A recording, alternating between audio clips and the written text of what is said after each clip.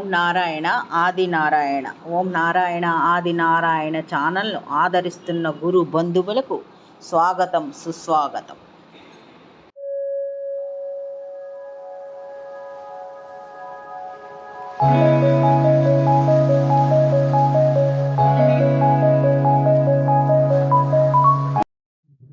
ఓం నారాయణ ఆది నారాయణ. ఓం శ్రీ భగవాన్ వెంకయ్య స్వామి నమ. ఆశ్రిత జనరక్షకుడు, దీనజన బాంధవుడు శ్రీ భగవాన్ వెంకయ్య స్వామి వారి పాద పద్మములకు నా ప్రణామములు. సమస్త సగుణ రూప నిర్గుణ రూప గురుదేవుల పాద పద్మములకు నా నమస్సుమాంజలి. మనము చేస్తున్న పూజ పారాయణలు పని చేయటలేదు, మన కామ్యాలు తీరటం లేదు, ఆ భగవంతుడికి మన పైన దయ లేదు అని మనలో చాలా మంది వాపోతూ ఉంటాం. ఇలాంటి సందర్భంలో పూజ్యశ్రీ మాస్టర్ గారు, భరద్వాజ మాస్టర్ గారి సూచనలు, వారి దివ్య వాక్కులు ఎంతైనా స్మరించదగినవి. సాధన ఎలా చెయ్యాలి, సాధనలో ఎలా పురోగమించాలి అన్నది పూజ్యశ్రీ భరద్వాజ మాస్టర్ గారి దివ్య వాక్కుల రూపంలో వచ్చిన సూచనలు ఇప్పుడు స్మరించుకుందాం.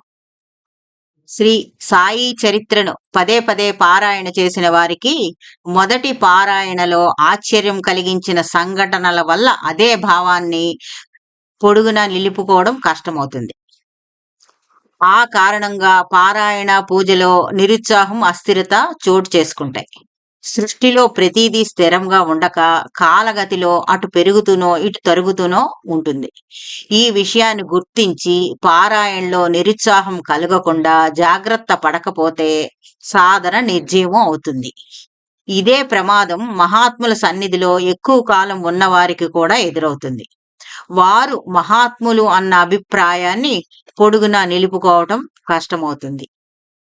వారిలోని దివ్యత్వాన్ని గుర్తించే సామర్థ్యం క్రమేపీ తగ్గి వారిని కూడా సాటి మానవునిగా భ్రమించే ప్రమాదం ఉంది.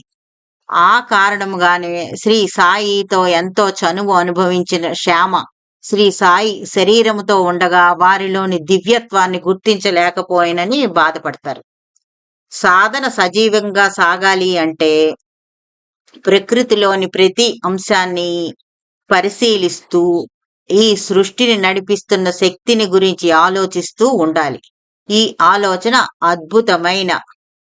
అద్భుతమైన అనేక సృష్టి రహస్యాల్ని బహిర్గతం చేస్తూ ఆశ్చర్యకరమైన సృష్టి తత్వాన్ని దర్శింపచేస్తుంది మనకు.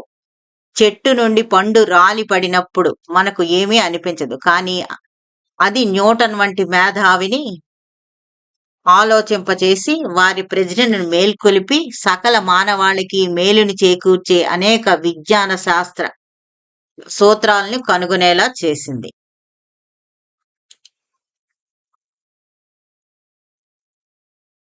అలాగే రోగగ్రస్తులను, వృద్ధులను, శవాలను నిత్యం చూస్తున్నా మనకి ఏమీ అనిపించదు, కానీ ఇవి బుద్ధునిలో ఈ ఆలోచన రేకెత్తించి సర్వ మానవాళిని దుఃఖ విముక్తుల్ని చేయగల మార్గదర్శక సూత్రాలని తపస్సు చేసి కనుగొనేలాగా చేసింది.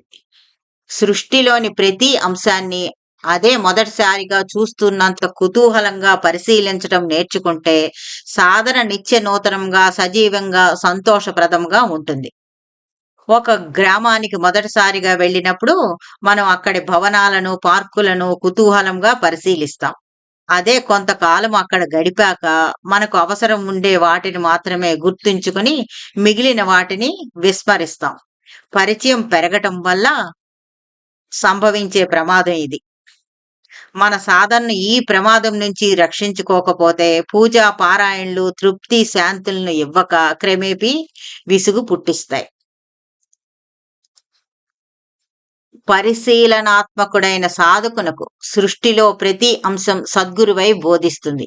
వాస్తవానికి ఈ కనిపించేదంతా తన రూపమే అని సద్గురువు అనుభవాన్ని ఇస్తాడు. ఈ అనుభవాన్ని జాగ్రత్తగా గుర్తించడమే నిజమైన సాధన.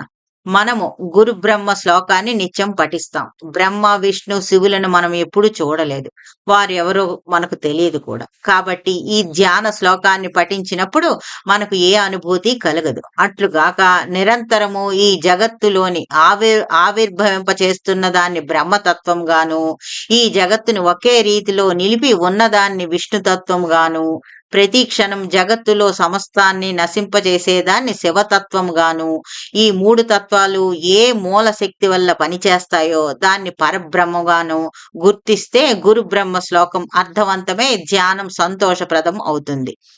మన కంటికి రెప్పలాడేది కూడా ఈ మూల శక్తి కారణమే అని మనము గుర్తుంచుకోవాలి. ఈ ఒక్క విషయాన్ని గుర్తుంచుకుంటే మనకు పరమార్థం లభిస్తుంది.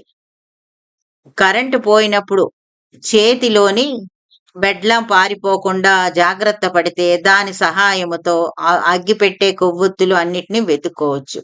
ఈ ల్యాంపు మన అజాగ్రత్త వల్ల ఆరిపోతే ఇల్లంతా అంధకార బంధనం అవుతుంది. మహాత్ములు నిరంతరము ఆత్మస్థులై దర్శించేది ఈ మూల శక్తిని. వారికి ఈ సృష్టిలో నానాతత్వం గోచరించని కారణముగా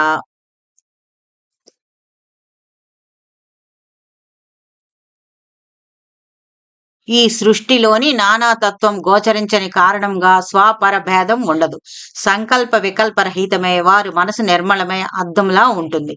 ఎన్ని పూజలు చేసినా శ్రీ సాయి తమ మొర ఆలకించడం లేదని కొందరు బాధపడుతూ ఉంటారు. లౌకికమైన తల్లిదండ్రులే బిడ్డల అవసరాలను గుర్తించి తీరుస్తూ ఉంటారే, ఈ విశ్వానికి తల్లి, తండ్రి, గురువు అన్నీ తానే అయిన శ్రీ సాయి మన మొర ఎందుకు వినడం లేదు అని జాగ్రత్తగా ఆలోచిస్తే తెలుస్తుంది. వాస్తవానికి మనల్ని అనుగ్రహించేందుకు వారు నిరంతరము తపిస్తూ ఉంటారు. మన ప్రారబ్ధమే వారు మనకు సహాయపడకుండా అడ్డుకుంటూ ఉంటుంది. జ్వరముతో ఉన్న బిడ్డకు అన్నం ఇయ్యని కారణంగా తల్లికి బిడ్డపై ప్రేమ లేదని అనగలమా? ఈ విధమైన ఆలోచనతో మన అవగాహనను చక్కదిద్దుకుని భగవంతుడు అనుగ్రహంకే ఓర్పుతో వేచి ఉండాలి. ఓర్పు కోల్పోయి పరమాత్మను అహంకారంతో విస్మరిస్తే మనం ఏనాటికి భగవత్ కృపకు పాత్రులు కాలేము. భగవత్ ప్రాప్తికి హృదయపూర్వకంగా తపిస్తేనే ఫలితం ఉంటుంది. తపన అంటే రిజల్ట్ అనుకున్న దానికంటే ముందు వచ్చినప్పుడు ఎదుటి వ్యక్తి చేతిలో పేపర్లో తన నెంబర్ చూసుకునేందుకు విద్యార్థి పడే తహతహ. ఈ తపన మనల్ని గమ్యానికి చేరుస్తుంది. భగవంతుని ఆజ్ఞ మేరకు దేవతలు జీవుల యోగక్షేమాలకే కృషి చేస్తూ ఉంటారు. భగవంతుని ఆజ్ఞ మేరకు దేవతలు జీవుల యోగక్షేమాలకే కృషి చేస్తూ ఉంటారు. భగవంతుడు ఈ సృష్టిని తనలో లయం చేసుకున్న నాడు ఈ దేవతలంతా ఉండరు. ఒకడు ఒక పెద్ద ఆఫీసు పెట్టి గుమస్తాలను నియమించి కొంతకాలం అయిన తర్వాత ఆఫీస్ ఎత్తేస్తే ఈ గుమస్తాలు ఉండరు. ఇట్లే భగవంతుని చేత నియమింపబడ్డ దేవతలు కూడా. ఆ కారణంగా కామ్యాలను ప్రసాదించగల దేవతారాధన కన్నా పూర్ణ కారకుడైన సద్గురు సేవ ఉత్తమం. శ్రోత్రియుడు బ్రహ్మనిష్ఠుడు అయిన సద్గురువుని సేవించక ముక్తి లభించదని శ్రీ గురు చరిత్ర చెబుతుంది. రాముడు, కృష్ణుడు, భగవత్ అవతారాలు కూడా ఈ గురు సేవ ఆవశ్యకతను తన ఆచరణ ద్వారా లోకానికి చాటారు కదా. జ్ఞాన ప్రాప్తికి యోచన అతి ఆవశ్యకం. ఈ ఆలోచనతోటే కామాది మల దోషాలు అనే తీగ నుండి దోస పండులా మన నుండి విడిపడతాయి. కామాది మల దోషాలు తీగ నుండి దోస పండులా మన నుంచి అవి విడిపడతాయి. మలమూత్రాలతో ఆడుకునే బాలునికి తాను ఆలోచనతో పెరిగాక వాటి పట్ల విరక్తి భావం సహజంగా కలుగుతుంది. నిర్మలమైన మనస్సుతో భక్తి శ్రద్ధలతో చరమ లక్ష్యమైన భగవత్ ప్రాప్తికి చిత్తశుద్ధితో కృషి చేద్దాం. ఒకడు స్నేహితుడితో వేకువజామున 4 గంటలకు లేపమన్నాడట. ఆ స్నేహితుడు అంగీకరించి ఈ విషయాన్ని తనకి 3:45కి గుర్తు చేయమన్నాడట. ఎవరికి వారే ఉద్ధరించుకోవాలి అని గీతాకారుడు చెప్పినట్లు ఎవరికి వారు శ్రద్ధతో శక్తినంతా వినియోగించి కృషి చేస్తే గాని ఫలితం ఉండదు. మన ఆర్తి భగవంతుడి హృదయాన్ని కదిలించాలి. ఒకడు 5 రూపాయలు ఇవ్వకపోతే బావిలో దూకుతాను అని అంటాడు. ఎవరు 5 రూపాయలు ఇవ్వకపోయేసరికి అతను అంటాడు, ఇలాగ బావిలో దూకుతానన్న 5 రూపాయలు ఇవ్వరా అన్నాడు. అంటే వాడి ఆర్తి హృదయపూర్వకమైంది కాదు, కాబట్టి వాడికి 5 రూపాయలు లభించలేదు. ఈ విధమైన యోచనతో ప్రకృతి తత్వాన్ని, దానికి ఆధారంగా నిలిచిన చైతన్య శక్తిని ధ్యానిస్తూ సాధనలో పురోగమిద్దాం. ఓం నారాయణ. ఆది నారాయణ.